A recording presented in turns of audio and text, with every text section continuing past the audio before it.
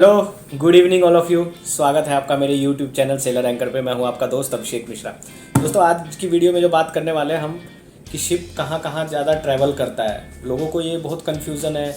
कोई बोलता है कि सर शिप यहाँ नहीं जाता, शिप वहाँ नहीं जाता, कौन सी कंट्री में ज़्यादा शिप ट्रैवल करता है। तो ये कैसे पता चलता है हमको कि कहाँ कहाँ जाएगा शिप और किस किस कंट्री में ट्रैवल करता है। सो गाइज, आज जो मैं आपको ये बताने वाला हूँ, ये वीडियो इंपॉर्टेंट हो रही है। लास्ट तक देखिएगा तभी आपको समझ में आएगा, अदरवाइज़ आप स्किप करेंगे तो आपको कुछ समझ में नहीं आएगा। सो वीडियो की स्टार्ट करता हूँ। सपोज डैट इट डिपेंड करता है आपके चार्टर पे। चार्टर, आपका जो वेसल है वो कौन से चार्टर पे है। अभी जैसे कि आपने कोई, अब चार्टर क्या होता है, आप नए हो, आपको कुछ पता नहीं होगा ये चार्टर पार्टी क्या है। देखो, चार्टर वो होता है, मैं एक सिंपल सा एग्जांपल लेता हूँ। आपने एक कार खरीदी, ठीक है। आपने कार को प्लान किया कि आपने खरीदी है बिजनेस पर्पज़ से कार, तो ओनर कौन हुए? ओनर आप हुए। अब आपका प्लान है कि मैं इस कार को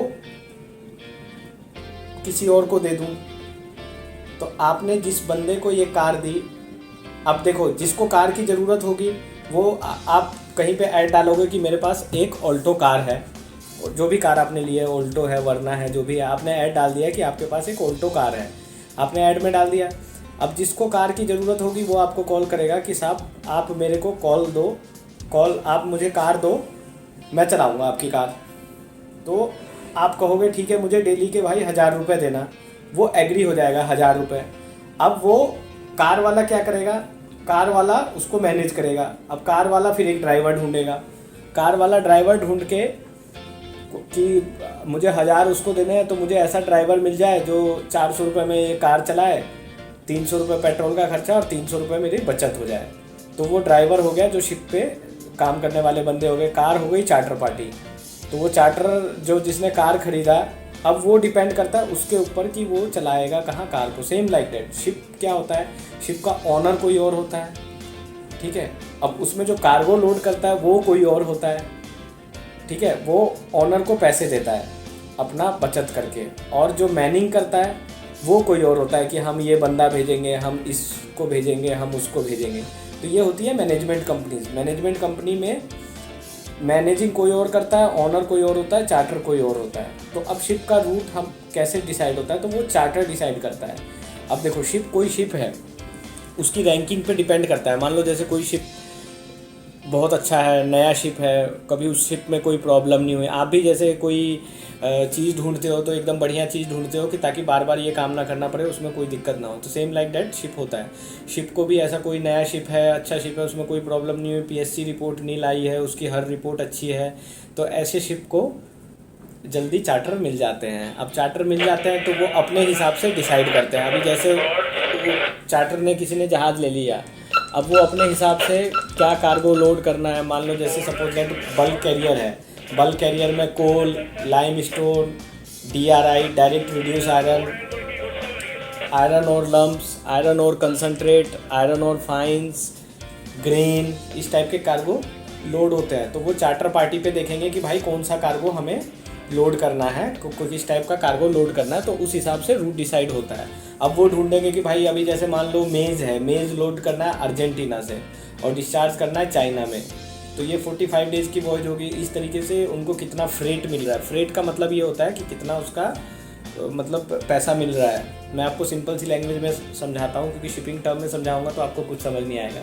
सिंपल लैंग्वेज में समझाऊंगा तो आप जल्दी समझ जाएंगे। तो वो इस तरीके से फ्रेट डिसाइड होता है। तो रूट शिप का इसी तरीके से चार्टर डिसाइड करता है कि शिप को कहाँ क्या रूट करना है। उसमें ओनर का इंटरफेयर नहीं होता। हाँ, बीच में जैसे मान लो शिप को प्रॉब्लम हो गई या ब्लैकआउट हो गया या कुछ प्रॉब्लम हो गई, तो बीच में शिप स्टॉप रहा, उसका जो भी खर्चा होगा वो सारा ओनर को देना पड़ेगा। वो चार्टर क्लेम करेगा कि भाई आपका शिप जो है इतने मिनट के लिए स्टॉप रहा, तो आपको इतने पैसे देने पड़ेंगे। ये चीज़ आप लोगों को क्लियर हो गई है? यहाँ तक कोई डाउट है तो बताना। तो इस तरीके से रूट का डिसीजन होता है। सेम लाइक दैट टैंकर में भी होता है, बल्क कैरियर में तो बताया, कंटेनर शिप्स में भी होता है। अब कंटेनर शिप्स के रूट थोड़े छोटे छोटे होते हैं। कंटेनर शिप्स के ऑलमोस्ट फिक्स रूट होते हैं। जैसे मान लो सिंगापुर से लोडिंग कर रहे हो और सुरबिया डिस्चार्ज कर रहे हो, तो आपको पूरे कॉन्ट्रैक्ट में यही रूट मिलेगा। लेकिन बल्क कैरियर में खुद नहीं पता होता डिपार्चर तक किधर जाना है। अभी जैसे हम हैं, मान लो हमारे चिटागोंग में डिस्चार्जिंग चल रही है, अभी कुछ दिन पहले पता चला कि हाँ भाई शिप इसके बाद इंडिया जा रहा है, इंडिया में लोड है या डिस्चार्ज है। या फिर कोई कहीं भी इससे पहले पता नहीं था, जब चिटागोंग आए थे सडनली पता चला रिचर्ड्स पे जा रहे हैं, अफ्रीका जा रहे हैं। क्योंकि ये जो चार्टर वगैरह होते हैं ये थोड़ा इनको जितना प्रॉफिट होगा, अब ये 3-4 को लाइन अप कर रख के रखते हैं, जहाँ से जितना प्रॉफिट इनको होगा उस हिसाब से ये फिर वहाँ पर अपने हिसाब से ले जाते हैं। और फिर ये तेल वगैरह का खर्चा, जो फ्यूल का है, फ्रेश वाटर जो यूज़ होता है, ये सारा खर्चा चार्टर का होता है। सो गाइज यहाँ तक आपको ये चीज़ डाउट क्लियर हो गई। अब ये इसमें अब कई क्या होते हैं, एकदम बकवास शिप्स होते हैं। अब कई बोलते हैं कि मुझे गल्फ़ नहीं पसंद, कई बोलते हैं सर मुझे यूएई चाइना नहीं पसंद है। तो ये सब डिपेंड नहीं करता। अगर आपका शिप फॉरेन गोइंग है, एफजी है, तो वर्ल्ड वाइड है, तो वो वर्ल्ड वाइड में कहीं भी जा सकता है। भले ही वो नॉर्थ अमेरिका हो, भले ही वो साउथ कोरिया हो, कहीं से कहीं आप ट्रांजिट कर सकते हैं। दूसरा मैं ये बोलूँगा कि जैसे आप प्रिपरेशन वगैरह करते हैं तो आपको ओशियंस का नॉलेज होना बहुत ज़रूरी है, किस किस टाइप के ओशियन होते हैं। जैसे इंडियन ओशियन हो गए, नॉर्थ अटलांटिक ओशियन हो गया, साउथ अटलांटिक ओशियन हो गया, नॉर्थ पैसिफिक ओशियन हो गया, साउथ पैसिफिक ओशियन हो गया। तो गाइज़ आप मैप्स वगैरह की भी पढ़ाई करते रहें, मैप्स की नॉलेज अच्छे से कर लें। आपको पता होना चाहिए वर्ल्ड मैप में कि यूएसए कहाँ है, साउथ अफ्रीका कहाँ है, केप ऑफ गुड होप कहाँ है, स्वेज कनाल किधर है, पनामा कनाल किधर है, कील कनाल किधर है, पोलैंड किधर है। इस तरीके से आपको नॉलेज होना चाहिए। क्योंकि आजकल जो ये ओरल्स के क्वेश्चन पूछते हैं, वो पूछते हैं आपको एक मैप दिखा देंगे, वो उनके पास ब्लैंक मैप होता है, उसकी तरफ एक डंडा ले जाएंगे और आपसे पूछेंगे ये कौन सी कंट्री है। मोस्टली वो स्वेज कनाल वगैरह के बारे में पूछते हैं, जो कि रेड सी और मेडिटेरियन सी को मिलाता है। तो दोस्तों इस चीज़ का आपको पता होना बहुत ज़रूरी है। ये सब चीज़ें आप पहले से जान के रखिए, क्योंकि फिर वहाँ पर आप नहीं बता पाते हो तो आपका सिलेक्शन नहीं हो पाता, फिर आप सैड हो जाते हो, फिर बोलते हो कि सर हमने सारा रिप्लाई दिया मगर हमारा सिलेक्शन नहीं हुआ। तो ये गलतियाँ आप कर सकते हो। पनामा कनाल भी आप लोगों को पता होगा, पनामा कनाल मोस्टली बल्बोआ और क्रिस्टोबल को मिला के बनता है, जो पनामा की तरफ होता है। तो इस चीज़ का भी नॉलेज आपको होना चाहिए इन सब के साथ। और शिप के रूट की बात, तो शिप का रूट कहीं से कहीं हो सकता है, किसी भी पॉइंट ए से पॉइंट बी तक आप सेफली जा सकते हो। हमारा काम है सिर्फ नेविगेशन करना। कार्गो लोडिंग एंड डिस्चार्जिंग होता है, जो चीफ ऑफिसर रैंक होती है जिसकी, वो करता है। मास्टर जो होता है, जिसको कैप्टन बोला जाता है, he is the overall in charge of the ship, वो पूरे शिप का ओवरऑल इंचार्ज होता है। और सबकी अलग अलग रिस्पॉन्सिबिलिटीज़ दी हैं। जैसे थर्ड ऑफिसर हैं, उनकी रिस्पॉन्सिबिलिटीज़ अलग दी होती है LSA-FFA की, लाइफ सेविंग अप्लायंसेज और फायर फाइटिंग के जो अप्लायंसेज होते हैं। सेकेंड ऑफिसर की अलग रिस्पॉन्सिबिलिटीज़ होती है, जो पैसेज प्लानिंग होती है, जो लाइंस वगैरह खींचता है, जो रूट बनाता है। जैसे सपोज दैट अमेरिका से चाइना जाना है, तो सेकंड ऑफिसर प्लानिंग बनाएगा उसको कि किस तरीके से उसको शिप को कौन से रूट से लेके जाना है, कौन सा मतलब जो रास्ता वाला रूट जो बनाना है। और चीफ ऑफिसर होता है, उसका काम जो होता है वो लोडिंग और डिस्चार्जिंग का होता है। जैसे मान लो सपोज दैट कोई वॉयज आए कि आपको मेज लोड करना है, या ग्रेन लोड करना है, या सोयाबीन लोड करना है, तो शिप के जो कार्गो होल्ड्स होते हैं, किस कार्गो होल्ड में कितने कितने टन लोड करेगा, वो चीफ ऑफिसर का काम होता है। इसी तरीके से इंजन रूम में भी अलग अलग रिस्पॉन्सिबिलिटी होती है। जो चीफ इंजीनियर होते हैं वो पूरे इंजन के इंचार्ज होते हैं।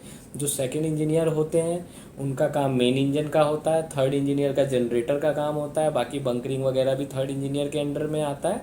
और फोर्थ इंजीनियर की और जूनियर इंजीनियर की भी अलग अलग रिस्पॉन्सिबिलिटीज़ दी हैं।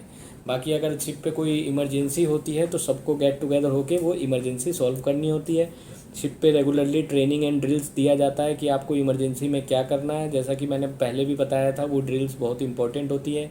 ड्रिल्स को अटेंड करना होता है, वो वीकली होती है। Fire drill and boat drill वो करना बहुत ज़रूरी है। इस तरीके से दोस्तों ड्रिल्स वगैरह के फिर शिप पे इमरजेंसी आइटम्स भी होते हैं, जैसे कि life boat, rescue boat, life rafts. जो आपने देखा होगा पीछे एक लगा रहता है लाइफ बोट जैसा, वो बोट की कैपेसिटी दी रहती है कि इमरजेंसी में उस बोट को, अगर शिप को कुछ होता है तो बोट को लोवर करके उतर सकते हैं। तो ये सारी फैसिलिटीज़ दी रहती है। तो आप कोई भी शिप ज्वाइन करते हैं तो शिप फैमिलराइजेशन आपका किया जाता है। आपको थर्ड ऑफिसर लेके जाएगा, पूरे शिप के राउंड लेके आपको बताएगा कि हाँ किधर पे क्या आइटम्स है। ये वीडियो उनके लिए बहुत इंपॉर्टेंट होती है जो फर्स्ट टाइम शिप ज्वाइन कर रहे होते हैं, जो अपनी फैमिली से दूर होते हैं, जिनको कुछ आइडिया नहीं होता है।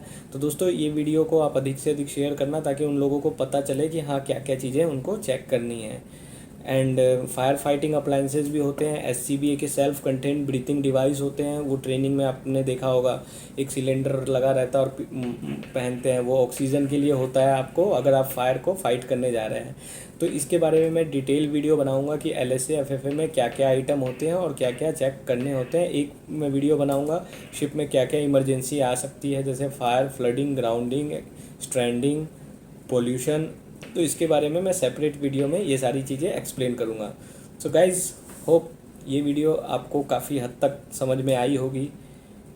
सो बाय, टेक केयर, मिलेंगे फिर।